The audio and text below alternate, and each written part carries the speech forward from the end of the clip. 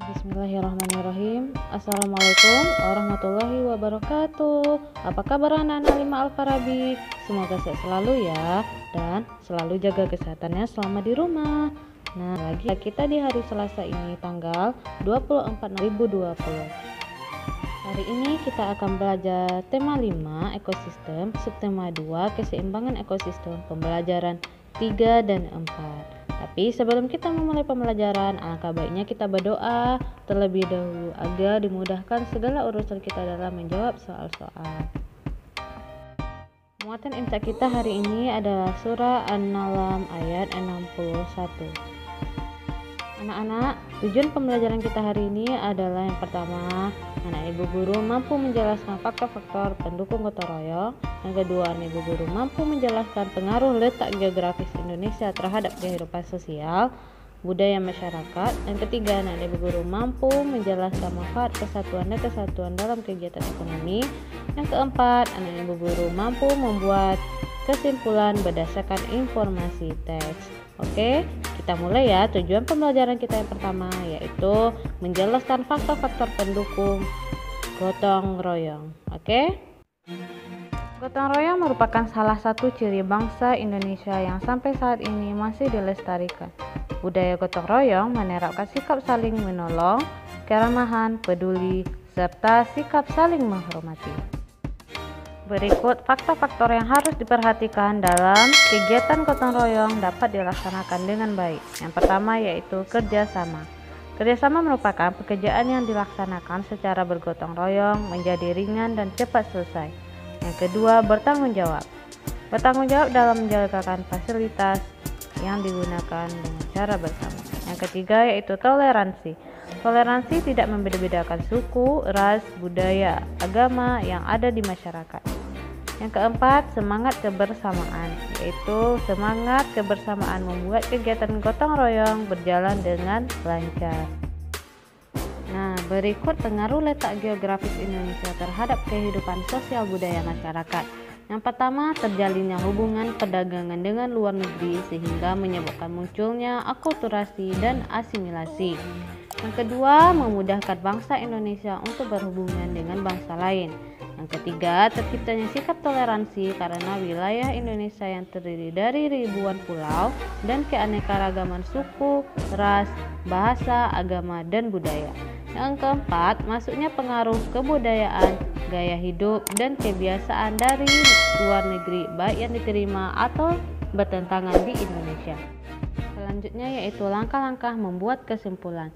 Yang pertama, bacalah teks secara keseluruhan. Yang kedua, temukan ide pokok dalam setiap paragraf. Yang ketiga, ulang ide pokok tersebut menggunakan bahasamu sendiri dalam bentuk poin-poin. Yang keempat, rangkailah ide pokok tersebut dalam bentuk paragraf. Yang kelima, tuliskan ulang informasi inti dari paragraf yang sudah kamu buat berdasarkan ide pokok. Yang keenam, tulisan itulah yang disebut dengan kesimpulan. Selanjutnya yaitu pengaruh letak geografis Indonesia terhadap kehidupan ekonomi. Letak geografis Indonesia di bidang ekonomi antara lain adalah dapat menambah devisa negara, dapat dijadikan sebagai pusat perekonomian di antara dua samudra dan dua benua, dapat dijadikan sebagai jalur perdagangan dunia dan mengembang pariwisata lebih lanjut dalam kancah dunia dan menjadikan beberapa tempat di wilayah Indonesia sebagai destinasi wisata utama. Contohnya adalah Bali. Kemudian yang kedua yaitu menambah devisa negara. Yang ketiga, kaya akan hasil laut. Yang keempat, sebagai pusat perekonomian. Yang kelima, memiliki jalur pemasaran yang sangat luas. Selanjutnya yaitu manfaat persatuan dan kesatuan dalam kegiatan ekonomi. Yaitu yang pertama, kebutuhan ekonomi tercapai. Yang kedua, membuka lapangan kerja baru. Yang keempat, mengurangi jumlah pengangguran. Yang keempat yaitu meningkatkan kesejahteraan masyarakat. Nah, upaya berikut untuk menjaga persatuan dan kesatuan masyarakat berbeda dalam kegiatan ekonomi. Yang pertama yaitu saling menghormati dan menghargai dengan pelaku ekonomi lain. Yang kedua, menjalin kerjasama dengan pelaku kegiatan ekonomi lain untuk pemenuhan kebutuhan bersama. Yang ketiga yaitu menyelesaikan masalah ekonomi secara musyawarah mufakat. Yang keempat, membuka lapangan pekerjaan baru yang menerima karyawan dari beragam suku dan agama. Yang kelima, menggunakan sumber daya alam sesuai kebutuhan. Yang keenam, menghargai jasa orang lain. Untuk lebih jelasnya, silakan anak-anak Ibu Guru lihat video berikut ini ya. Selamat menyaksikan. Membahas tentang pengaruh letak geografis Indonesia sebagai negara maritim. Negara Indonesia juga disebut sebagai negara maritim.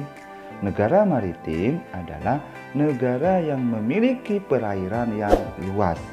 Luas lautan Indonesia lebih besar dibandingkan daratannya. Luas lautan Indonesia adalah sekitar 3.257.483 km persegi. Sedangkan daratannya sekitar 1.922.570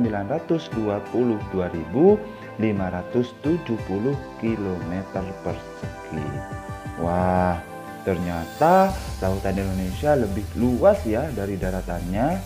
Hampir sepertiga negara Indonesia itu adalah lautan.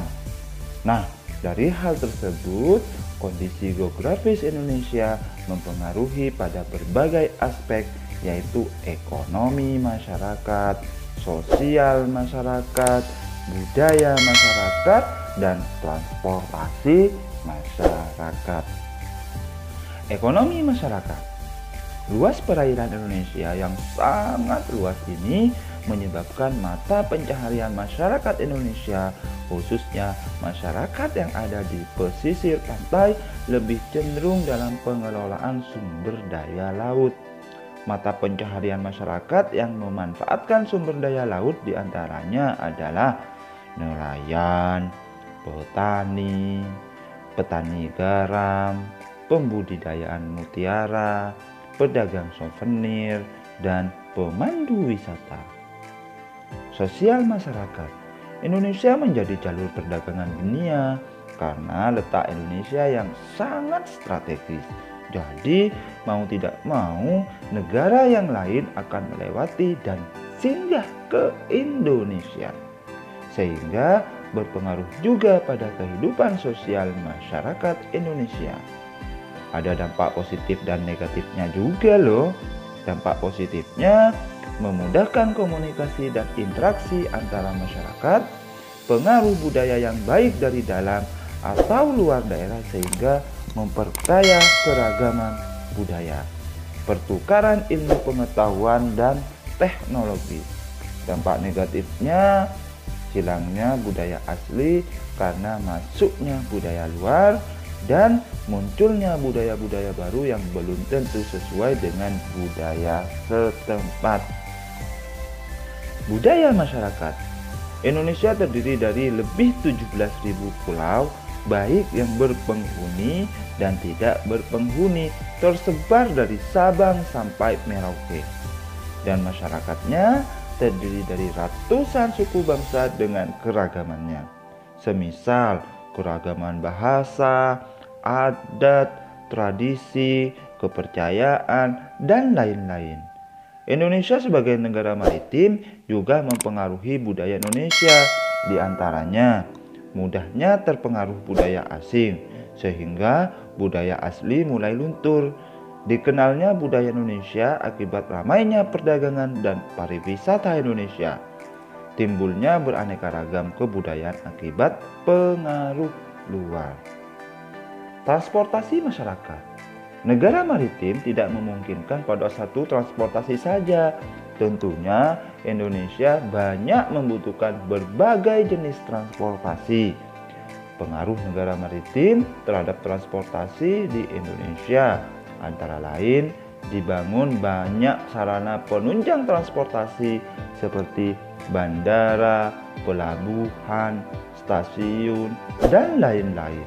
Terdapat beragam moda transportasi baik darat, laut, dan udara. Kemajuan masih terpusat di daerah tertentu saja karena kendala transportasi. Dan harga barang kebutuhan di satu pulau berbeda dengan harga di pulau lain. Nah, sudah paham kan adik-adik? Semoga. Selanjutnya anak-anak ibu guru silahkan kerjakan soal-soal berikut di bawah ini ya. Tulislah dengan tulisan yang rapi. Oke, terima kasih sudah menyaksikan video pembelajaran hari ini. Selalu jaga kesehatan selama di rumah dan assalamualaikum warahmatullahi wabarakatuh. Bye bye.